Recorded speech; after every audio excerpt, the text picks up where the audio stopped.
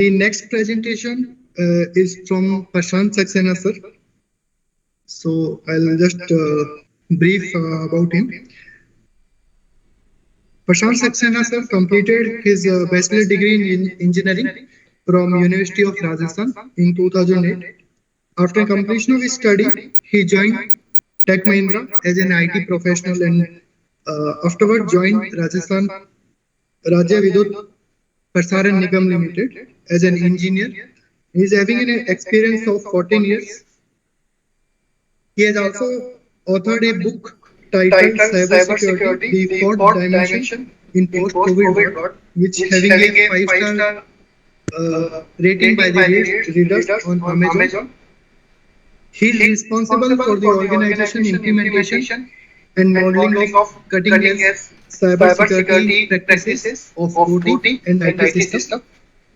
His primary area of expertise includes cybersecurity implementation, ISO 27001 implementation, gap analysis using NIST cybersecurity framework, MITRE attack, and defense framework.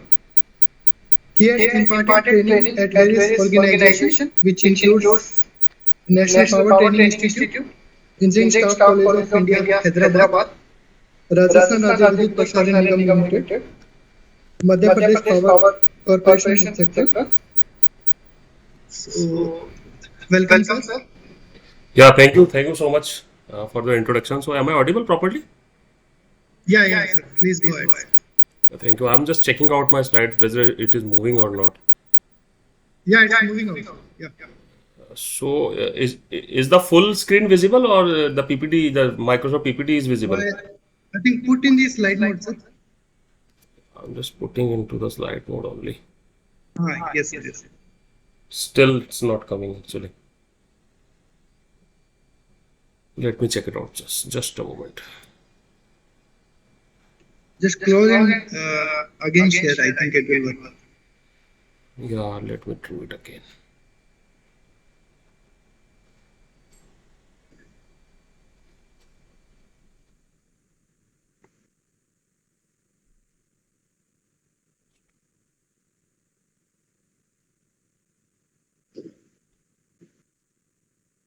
I think so now it's visible, Yeah. no?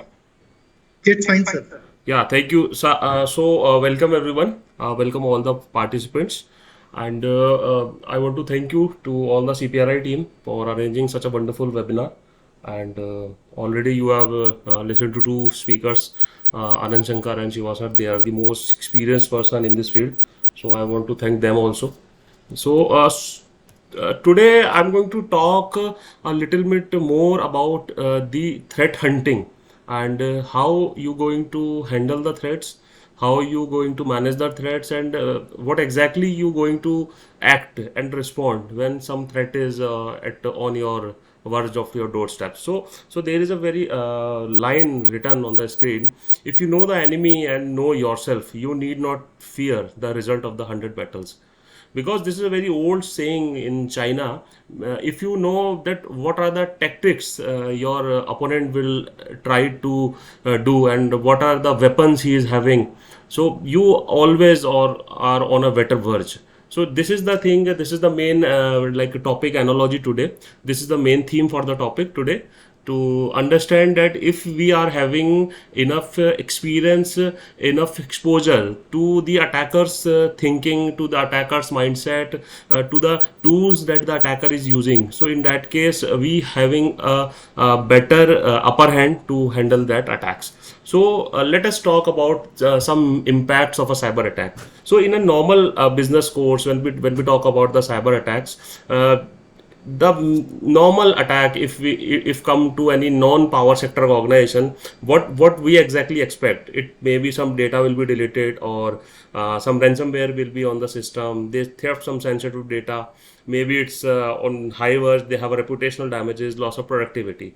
But if you talk about the power sector specifically, the cyber physical consequences can be very much alarming and very much derogatory, because there are a lot of safety concerns. People can be facing a lot of trouble if power get blackouts. You people are having interrupted services. damaged, destroyed physical assets, because sometimes if high voltages are flowing into the grids, then maybe some breakers are uh, getting excess current. So there are a lot of cyber physical consequences. So there is a big difference between a cyber attack happen in a non-power sector and a power sector. So we are going to discuss a lot of things, that what specifically for the power sector we are going to take care for handling a cyber attack.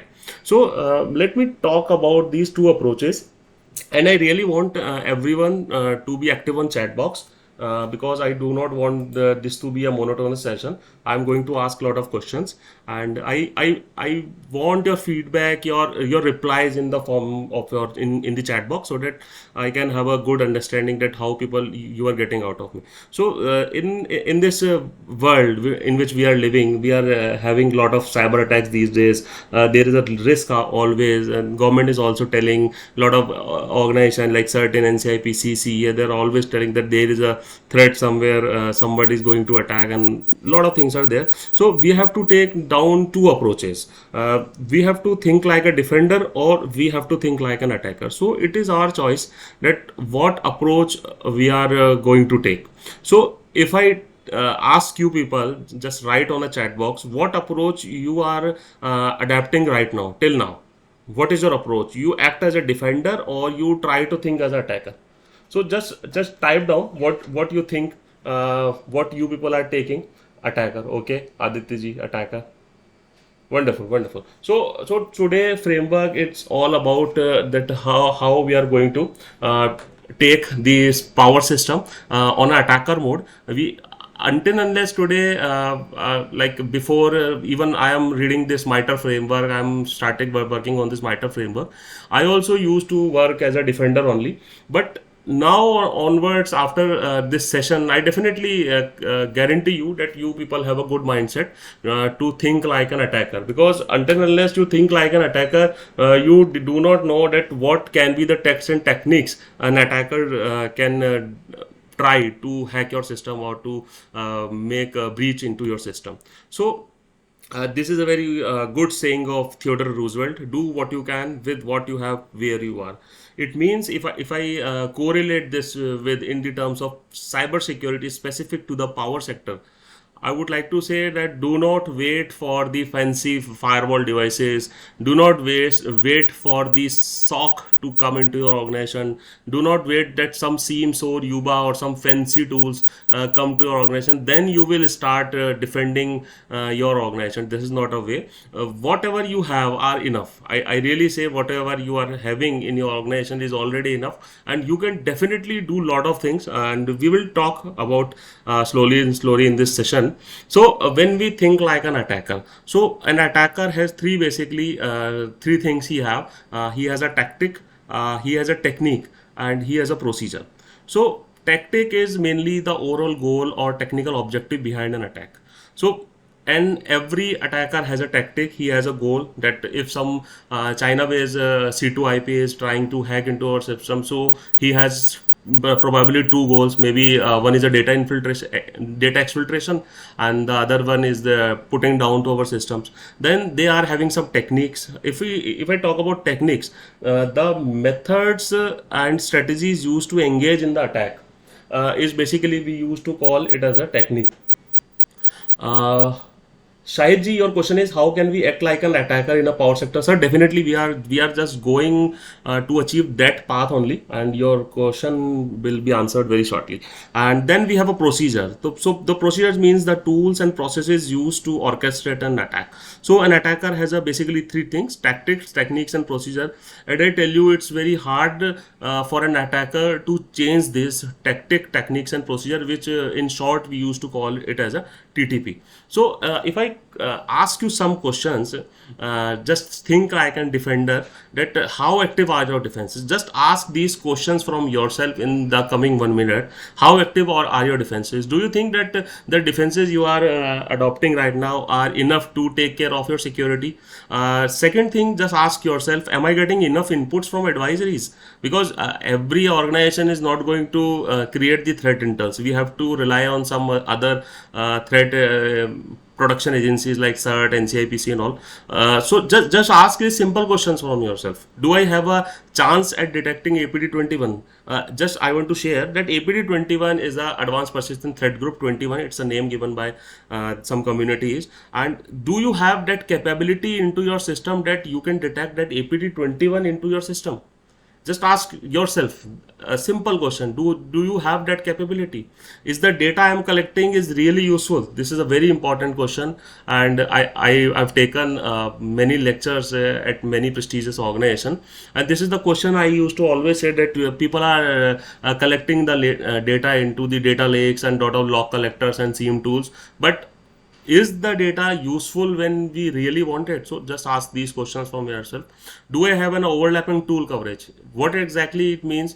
Always use a overlapping tool, because if one tool get down, so we must have a redundant some HA devices which is into the high availability, so that we can have a redundant issues to take care of the cyber attacks. Will this new product help my organization defenses? If I'm purchasing a new product, so will it really help my organization? So these are the small questions we also have in our mind. So all these questions will be solved in this session. I try to do that. So just this is one of the answer for our question. Do we need receive advisories? So the answer is yes. Various organizations across globe are collecting such critical information and sharing with the different utilities like NCIPC, certain sectoral cert, India, CSK and all. So I think each and every person who is working for some organization, they might be receiving these advisories. Just type yes or no in chat box so that I can have a gist over it. So what type of advisories, but what type of advisories we are getting? So that is a very important question. We are getting basically three type of advisories. One is in the form of hashes, and the other is the C2 IPs, and the third is the domains. So I'm going to explain in a very simple way. I think most of the people are already having a good exposure of all these terms, but let me tell some little bit deep down. Hashes are basically the signatures of any file. So whenever some threat intel agencies found some file that is having a malware, so they will create a hash value of that file and circulate to each and everyone as a IOC, and IOC is basically an indicator of compromise, and you find that hash value into your system, and also you just block down into your endpoint that if that malicious file try to enter into your system, it get blocked. So this is the basically hash values, and MD5, SHA-1, SHA-256 are the basic encryption algorithm that are using to generate the hash values. Second is the C2 IPs. C2 means command and control infrastructure IPs, and these IPs are basically state sponsored attackers. I'm not going to name any country's name, but they are sponsored by the non-government or government organizations which have a target to attack someone, to exfiltrate the data, or to drop down their systems and all. And third is the domains. There are a lot of domain IPs domains are there. So these three type of IOCs we are receiving, and these three type of IOCs are very much important, so that we can block into our system to make ensure that our system is safe enough. So now this is David J. Binaco pyramid of pain. Why I put down this pyramid of pain into this slide? Because now we need to think as an attacker. So I'm just going to ask a simple question from you people, that you wake like I'm taking an example. You wake at 6 o'clock, and just after waking up you do your brush, then you do your daily routine, you go for a walk. So if I ask that, is there any chronology of events you have jot down? No, you are not jotting down any chronology of events. It is just part of your routine. It is just your tactic. It is your tactic and it is your procedure. So you are following a TTP in your life also, because and nobody is changing his own daily activities. Even our subconscious mind is knowing that this is the task we need to do after this. So this is the same way the attackers are having their TTPs. So that's why this pyramid of pain is basically the pain to be felt by the attacker. Okay, this is the pyramid of pain. I want to specify this. This is the word pain is for the attacker. It's not for us, it's for the attacker. And this pyramid of pain will help you out to understand that what are the different artifacts, what are the different IOCs can be used by the attacker to do the attacks. So if I talk a hash value, so for an attacker it's very hard, very easy to change the hash value. Okay, so you just create a file, and just you can also do it and do it on your own computer. There is a software MD5 calculator. So just changing some little bit values into the file, the MD5 value or SHA-1 SHA-256 value can be changed. So for an attacker, changing the hash value is a very easy thing. Okay, so although we are getting the IOCs of hashes also, but I think and it's a true that changing of hash value is not a big deal for any attacker. Then the second thing is IP address. IP address changing is also very much easy for an attacker, and you might have seen that lot of IP traffic that is coming to our networks. Sometimes they are routed from some other countries, because maybe we block China, Pakistan, and also they try to route through US servers and all. So this is also very easy. Then the third thing is about the domain names.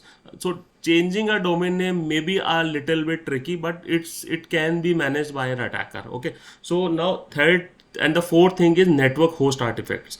What exact network host artifact is, like you have some URL patterns, some C2 information embedded into the network protocols, you have some SMTP SMB services. So for an attacker, changing these values can be a little bit, I'm telling you, it can be a little bit, it's not a challenging thing.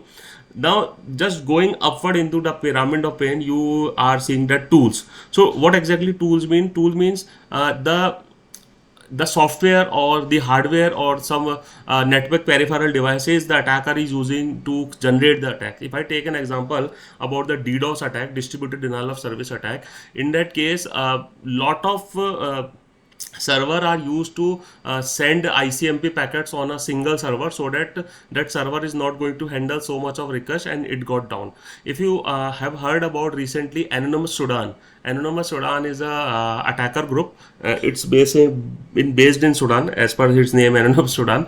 So what they are exactly doing, they are doing the same thing. They are using multiple servers to send the ICMP protocols request, ICMP ping request, so that the network got down. So for changing that server, changing that each and every infrastructure is a hard task. So in this pain, tool is a challenging task, but the toughest thing in a for an attacker is to change his TTP. That is its tactics, techniques, and procedures, because it is a basic overwhelming approach for an attacker to do any attack.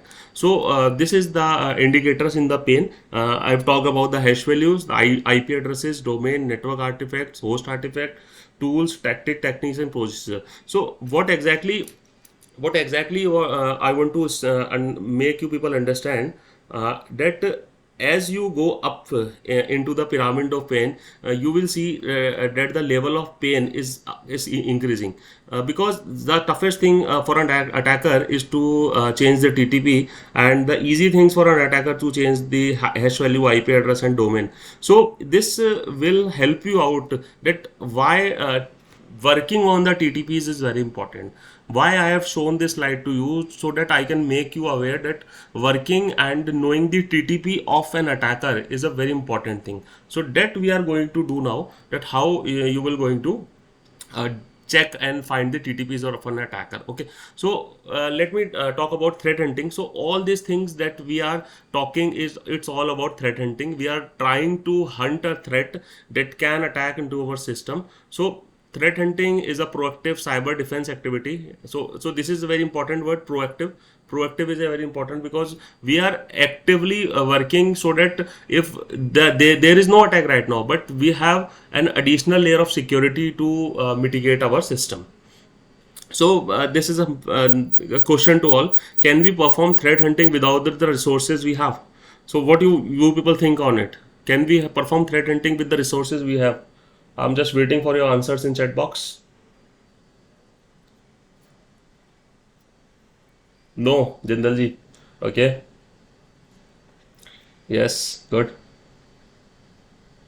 Okay, no issues. So there are blend of answers. Some people are saying, some people are saying no. So let us go ahead, and then we will going to understand that are we able to hunt the threats if we have enough TTPs. So these are the three common myths about hunting. The myth one is that hunting can be fully automated. So this is not exactly true.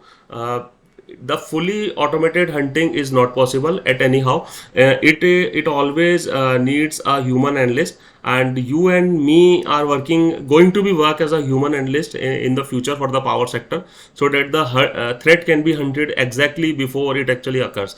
The second myth is hunting can only be carried out with the vast quantities of data and a stack of advanced tools. That is also wrong, because it doesn't need advanced tool, although advanced tools can be helpful, but with some basic tools like nmap, wireshark, and lot of nicto and all, you can also do that. And then the third is hunting is only for the elite analyst. Only the security 1% with years of experience can do it. That is also wrong. And I will ensure you that after this session, and I wish and request everybody to start your hunting exercise, so that you can hunt the threat before it actually happens. Okay, so let us move forward. So, a successful hunting is tied to capabilities in three different areas: planning, experience, and tools, and that will make a complete project for a threat hunting. Okay, so start with the threat hunting. We are having some models, some models we are having. So we will be talking a little bit about these main model, some models. So this is very oldest and the most reputed model that we called it as a Lockheed Martin cyber kill chain. And you can see that it is having some steps which starting from reconnaissance to the post attacks. And then this is the first. Then we have a second, that is a FireEye's attack life cycle. And then we have a Gartner cyber attack model, and then we have a MITRE attack. So this is the one with which we are going to work today, and we going to play with the lot of playbooks in this MITRE attack framework. So let me tell a little about the what exactly MITRE is. So MITRE is an Massachusetts Institute of Technology Research and Engineering. So MITRE is talking about the enterprise. It talking about the industrial control system, and it is talking about the mobile. So if I say that TTP, we now we understand that what is a TTP, tactic, techniques, and procedures, and we know that why it is very much important, because understanding the TTP and then understanding the importance of the TTP can help you out in understanding the risk in your enterprise, can able to understand the risk in your ICS, in the industrial control system, and into your mobile, because these three type of layers the MITRE attack is providing. So we will going to discuss about the enterprise and ICS. We are not going to discuss mobile today, but it is also available in the framework. We are going to discuss these two. Okay, so let's move ahead. So if I talk about MITRE attack framework start with the reconnaissance, and it is having basically 14 layers, which start from 1 and it end till 14. So what exactly it start with the reconnaissance. So reconnaissance phase is basically taking about the attacker will come into your system and discovery your crucial details, that what are the crucial details your system is having, and then it will do some resource development. Resource development means it is putting down some infrastructure, developing capabilities, compromise accounts, so that he can enter into your system. Then he is having an initial access. I will also compare it with the Lockheed Martin in the next slide, but let us focus right now here. And then it is doing the initial access. Initial access maybe including some phishing or spear phishing, and maybe it through some supply chain, and maybe there is a chance that you some USBs through baiting and all can come into your system. Then the fourth is about the execution. Then we have a persistence. Persistence means the attacker is continuously keeping in watch onto your network. Your network is having some software or some client that is continuously talking to the to the masters or the C2 IPs. Then the privilege escalation, because he need to do the data exfiltration and to do the some damages into your system. So he needs a data privilege escalation. Then he has a defense evasion. The defense you have implied into your system, it's need to be cracked through the attacker. So this is the part of the defense evasion. Then he has a credential access, discovery, then lateral movement, like it enter into your DNS server, then it move into your some MZ zones, and then MZ to your web server, then to your DB, and then to your endpoint. So this may be chronology. So it all depend on that what chronology of lateral movement the attacker is going to do. Then we have a collection means collecting objective relative information from sources like browser, audio, video, and all. And then we have command and control. I've already told you about the C2 IP, that how the command and control IPs are working. Then we have exfiltration, because this is the main aim of nowadays to the attacker to take down the data to his own servers or something, and then the impact, how he is going to impact our system. So this is the basic 14 steps that the MITRE attack is talking about. And I want to mention here that all these 14 steps are the part of ICS, are not part of ICS. It is a part of the enterprise, and there is a chance that some applies to the ICS and some applies to the mobile. All the 14 are not applying to the ICS and mobile. Okay. So if I talk about the attack framework and compare it with the cyber kill chain that I have already about the that Lockheed Martin, that is called as a Lockheed Martin kill chain. And as we have said that the MITRE attack framework is talking about the 14 steps, and the cyber kill chain is talking about the 7 steps. So all these 7 steps are covering into these 14 steps. So MITRE attack is having a broader exposure, and it has classified lot of things into the system, so that you are having a better exposure of that attack framework into your system. Like there is a very important, this lateral movement is there. So lateral movement can help you out in checking that how the system is being impacted and all. We will do a practical session after just this, do 2 or 3 slides, so you people are getting a better understanding on it. Okay. So this we have talked about the MITRE attack. A basic of MITRE attack we have discussed, that how the MITRE attack has a different step, and what are the different steps in cyber kill chain of Lockheed Martin, and why it is having more important virtue over the cyber kill chain in the power sector. So let me talk about a little bit about the MITRE framework. And MITRE framework will help you to identify the TTPs.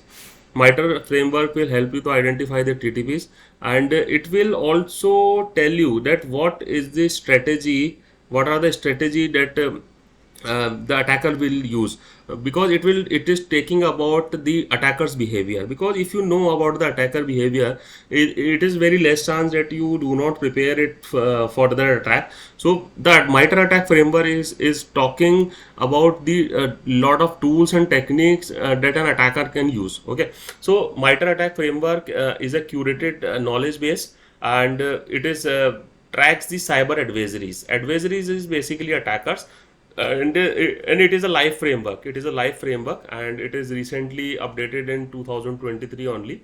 And I think most of the times, every 2 times in a year, it is getting updated, and it is having a complete attack life cycle. So we will talking these things. So let me talk about what is the full form of this attack, because this is very important to understand the full form sometime. So attack itself explain that how the things are going to happen. So the A means adversarial. Adversarial means the person who is going to attack us, who is posing a threat to us, or who is have an intention to cause us a harm. So this is called the adversarial. Then we have tactics. We have already discussed the tactic, and tactic is basically represent the why factor of the attack, that why this attack is happening. Then we have a technique. The technique will tell you the how factor of an attack, how the attack will happen, because until unless we do not know the y factor and how factor, we cannot mitigate an attack.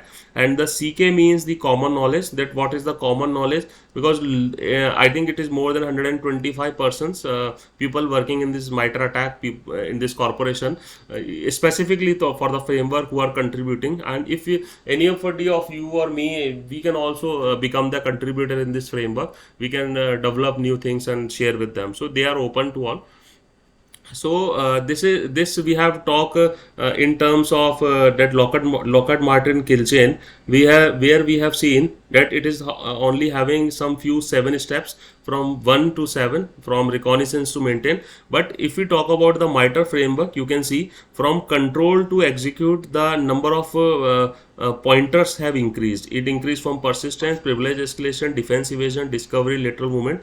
We have already discussed in previous slides. So I'm just comparing it the Lockheed Martin with the MITRE attack, because comparison will make you understand that why the high priority tasks are being carried out in the MITRE, like lateral movement, execution, and also these are the very high priority tasks which is covered into the MITRE attack framework.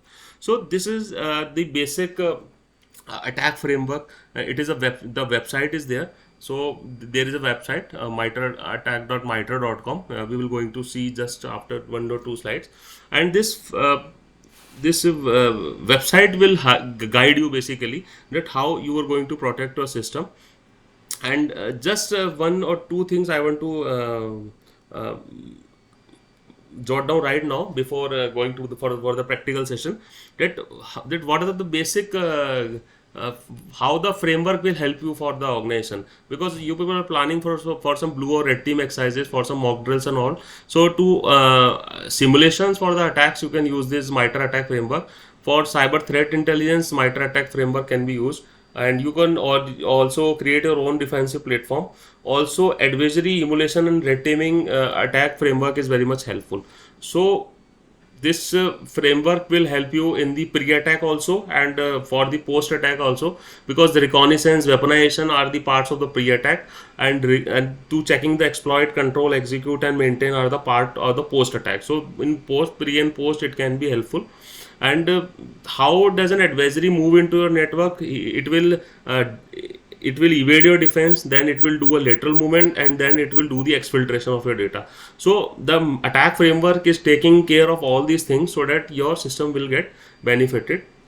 Okay, so this is the TTB I have already told you. And the TTB, the T means, the first T means tactic. So this is a tactic. Initial access is a tactic, execution is a tactic, persistence is a tactic. So these are the lot of tactics. And if I talk in each tactic, there are a number of techniques are there, 1 2 3, lot of number of techniques are there.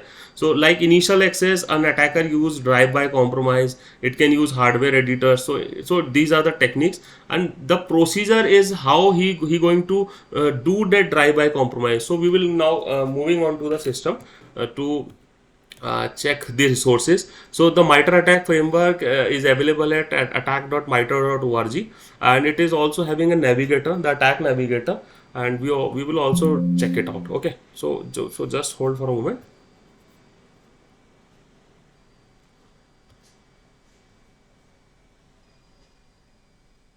Okay, so this we have the MITRE attack framework. So you can use from attack.mitre.com, and as you can see, there are 3 type of matrices. One is a is my screen visible properly? Yes, sir. Yes, sir. Yeah, perfect, perfect. Thank you. So basically, three type of matrices are there. I have already told you about enterprise matrix, mobile, and ICS. Enterprise, it's all about your IT environment. ICS is a partial blend of IT and OT, and mobile is completely different for your mobile devices, your Android, and all those. Then we have a tactics. They have a separate tactics for enterprise, mobile, and ICS. Then we have a techniques, enterprise, mobile, and ICS.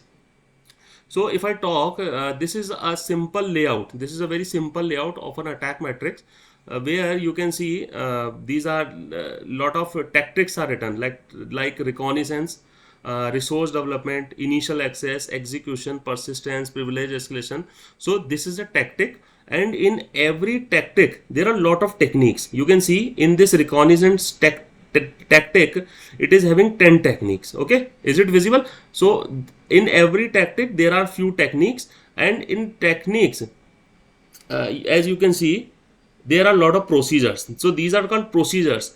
So this is a tactic, reconnaissance is a tactic, active scanning is a technique, and scanning IP block, vulnerability scanning, and wordless scanning is a procedure. Okay, so these are the techniques and procedure, that how he is going to do that. For reconnaissance, for doing the reconnaissance, he can do the active scanning. For active scanning, he can use three type of steps. Maybe he can use scanning of IP blocks, maybe he use vulnerability scanning and all. And there are a lot of tactics are there for the just a moment. Okay, so for reconnaissance tactic, we have a different technique like gather victim host information, and for doing that, there are a lot of things: hardware, software, firmware, victim identity information, for credential in email. So these are the different type of procedures. So basically, for each and everything, it is having a different, like reconnaissance, resource development, initial access, and privilege escalation, credential, lateral movement, collection, command and control, exfiltration, impact. So you can also check a lot of tactics and techniques using this framework, and this framework will also give you a navigator. है ना? So now you have a question into your mind, that in the very initial of my session I have talked about that there is a one question I have talked, that do you have a chance to detect a APT21 in a network? I have asked this question from you people. So I'm going to answer now that question, that do I have a chance to detect APT21? So what perfect and what the most amazing thing in this framework is about the groups. You can see the groups. So there are groups, and all the major advisories, all the major attacker groups are available on this. So this is the list of groups. You can see APT 12, APT 21, 16, 19, and if we all are from power sector only. I am also from Rajasthan power sector. So around 3 years before, we have faced a group that named as Lazarus. If you people remember it, so this is a Lazarus group. So you can see it is a live framework, and the people who are working behind it, they used to contribute lot of things in that. So all the major attacker groups are available in that. So to understand this better, let me go to the attack navigator. So in this resource section, you will find this working with attack, in which you will got uh, a lot of information to work with that. So the first information is attack in sticks. Basically, sticks and taxi are the protocols in which the threat intel IOCs are directly pushed into your firewall. So that is also important. I'm not going to talk in sticks and taxi right now. In future session, if I get a chance, I will definitely talk on sticks and taxi. And then there is an other option, attack in Excel. And in Excel format, these all the spreadsheets you can download to know the attack. But the wonderful thing is about the attack navigator. So attack navigator is a web tool for annotating and exploring attack matrices. It can be used to visualize defensive coverage, red blue team planning, and the frequency of detected technique. So let us go directly to the attack navigator. So you can use this GitHub repository link. This is the GitHub repository link. So you can directly move on to the navigator. Okay, so in this navigator, when you land on this, so you will see this new tab. you will see this new tab, and there is an option to creating a new layer. So for creating a new layer, you just click on it, and you are getting a three option: enterprise, mobile, and ICS. So as per your requirement, if you are planning for an ICS environment, you can select an ICS layer, or otherwise you can use enterprise layer. So I'm putting an enterprise layer. So in this way, you can see an enterprise layer has loaded, in which the tactics from reconnaissance to the impact is being listed here. Now, not what I'm going to do is I'm going to select some controls. Controls means basically behavior and lot of techniques.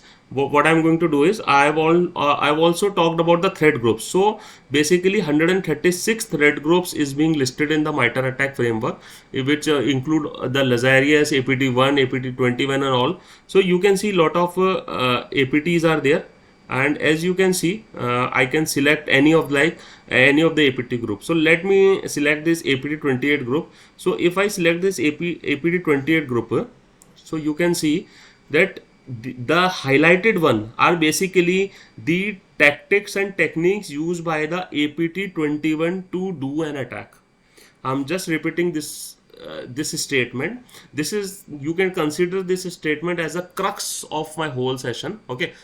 Because this highlight is telling you that this technique and procedure is going to be used by APT21 to launch an attack. It means for reconnaissance, what APT21 is using? APT21 is using phishing for information. And what are the techniques, what are the procedures it is using? It is using a spear phishing attachment, a spear phishing link, and spear phishing services. Let me color it out so that you can have a better visuals. Okay, so now it is visible. It is visible, sir, properly? Yes, sir. Yeah, perfect. So you can see that APT21 is using different type of attacking type. For reconnaissance, it is using phishing for information, and for initial access, it is using drive-by compromise, exploit public facing application, external remote services. So what exactly I'm going to tell you is that if some threat group is active, you just getting information in news or something, some advisory is telling that Lazarus group is active, or some IOCs are received by you people for the Lazarus group. So what exactly you people are going to do it? You just land to the MITRE attack framework, open the Lazarus tools, techniques and procedures, TTPs, so that you can know that how the Lazarus is going to work. If you know that how the Lazarus group is going to work, you have a better visuals that what is the technique. You know that Lazarus is going to phishing for information, so you make aware your people that boss, this time phishing is going to be the medium for the reconnaissance. So there are a lot of groups on all, and they have a different technique. Then for initial access, they have a separate technique. Then for execution, it is using exploitation for client execution, and for persistence, it is using external remote hijacking.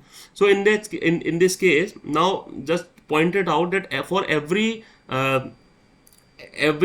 procedure or every technique, you are seeing some attack ID, that is T1068 in this case, and T1133 in this case. So you can see, to remediate this and to mitigate this, you can also search it on the framework. So in this case, I'm just checking out for the external remote services T1133. I'm just going to for the framework and just type down the attack ID T1133. Okay, so it is showing me that external remote services technique, and for each and every technique, okay, so you just note down, for each and every technique there is a separate link available, and this will tell you that what exactly remote services is. So sometime each and every person is not an expert of everyone, even I'm not an expert of each and everything, but to know the things, we need resources, and this is the best resource I can tell you, where you can understand that what exactly the external remote services is, and how the attacker will use this technique to launch an attack. So this will tell you that what exactly the remote services is, and it will also tell you about the procedure examples, that how different groups have used this technique to do that. It is also telling you about the APT group, APT 18, APT 29, 41 and all. and in below you will see the mitigation techniques. And this is the wonderful thing, wonderful part is I would like to say for the framework, because none other framework, if I talk about ISO or COBIT or NER, NERC and all, nobody is talking about the mitigation things. But this framework is telling you that how you will going to mitigate. So for mitigating the remote, so okay, so just move on to this. To mitigate the external remote services, now you have techniques to mitigate the, you can disable or remove feature for or program, limit access to resource over a network, multi-factor authentication you can do, network segmentation. So you have now a process to mitigate the thing. And now the different thing, the other part of the scenario is about the detection. Maybe that attacker is already into your system. Just remind my question that do you have a capability to detect APT21 into your group? Now you have a question, yes, I have a detection if I'm using an attacker framework, because I will check my application log, I will check my logon session, I will check my network traffic, and I will also check all the network flow, all the metadata and all. And this framework is telling you all the detection. Every detection has a ID. D means detection has a ID DS0015. For application log, it will tell you that how you going to check the application and log, what are the data components. So this is the beauty of framework. You will have a lot of things to do. And one more thing I want to mention here, it about the softwares. The what are the softwares that the attackers are using? Like if you want to reconnaissance and network, there is a very popular software NICTO. Okay, and some for ed based phishing, ed find is a, so you can see that ed find software is there. So it will tell you that ed find about ed find, that it is a free command line query that can be used for gathering information from active directory. So how this software name will be useful, because when you are checking your logs into your system, when you are checking the firewall logs and all, and your application logs, if you find any name that is maybe relevant to a software, so you can find that software into it.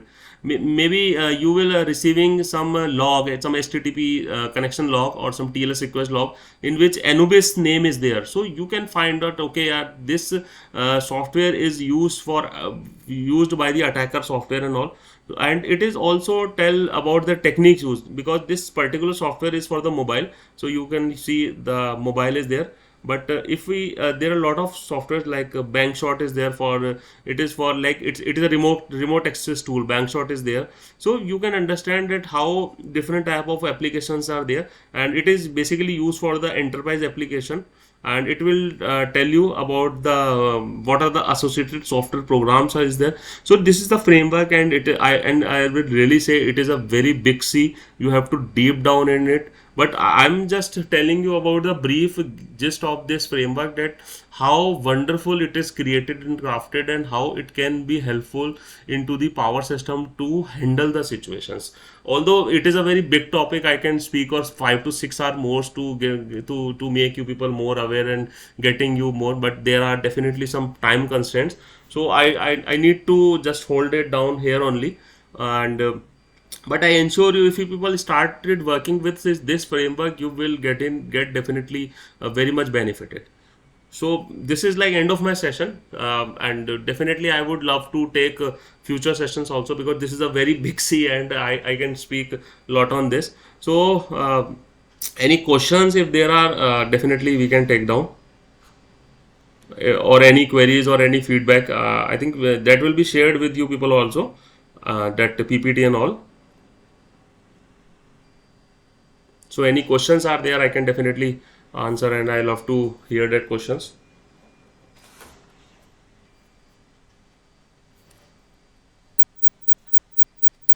Anyone?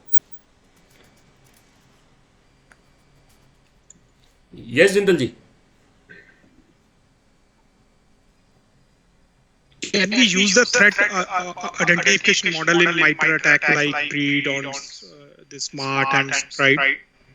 Sir, basically you have to first define that what type of device and what type of architecture you are using. If you are using an enterprise architecture, so you have a target, a possible attacker. So if you know the details of a possible attacker, then you can implement the defensive approach of his techniques into your system. So it is not binding you to the IT environment or OT environment or any type of environment. In any type of, even for the mobile applications, for the mobile security, they have bring down this framework, sir. Okay. Thank you. Yeah, thank you. Anybody else? Any questions?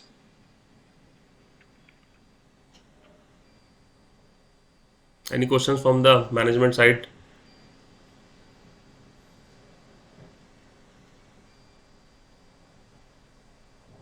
Yes, sir. Yes, sir. Yeah. Nowadays, usually MITRE attack is a very regular technique, or there are a lot of other techniques, sir. Sir, Usually, attacker is following MITRE technique nowadays, or what? Like that. sir, the basic logic behind the MITRE attack framework is that it is very hard for an attacker to change the TTP, the tactic, Okay. techniques, and procedure. So basically, they are working on a thought that the TTP is very hard to change. Okay, like if I say that we are using a OT system into our environment and that sensor is on it only working on Windows 7.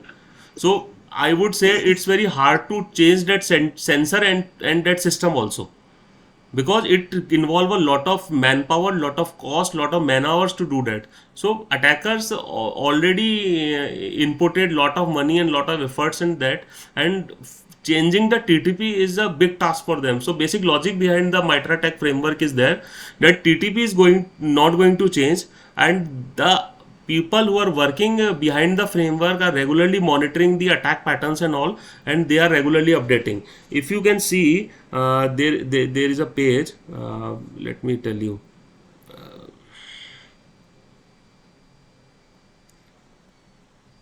Okay, just a moment.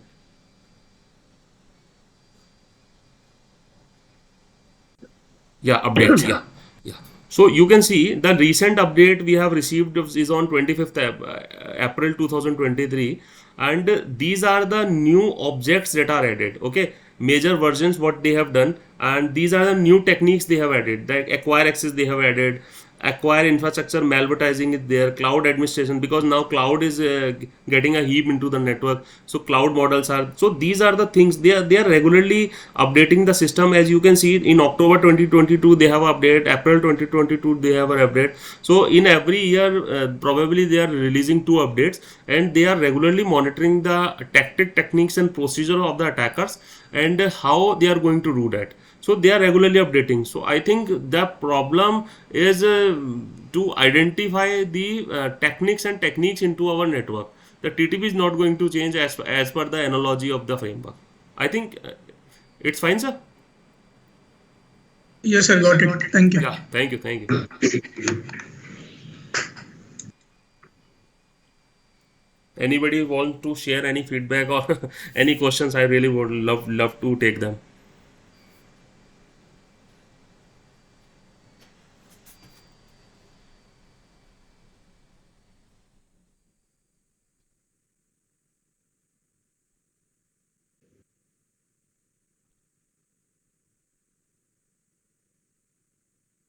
Please share with content. Yeah, sure, I will, sir. Not an issue.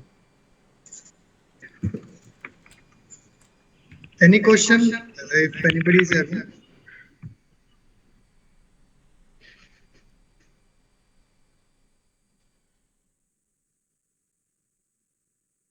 I think so. No questions are there. Yeah, okay. Thank you, Thank thank you so you, much, thank you sir. so much. Thank you, participants, for patient listener. Thank you so much. Thank you, sir. Very nice presentation. Yeah, thank you. Yeah, thank you, sir.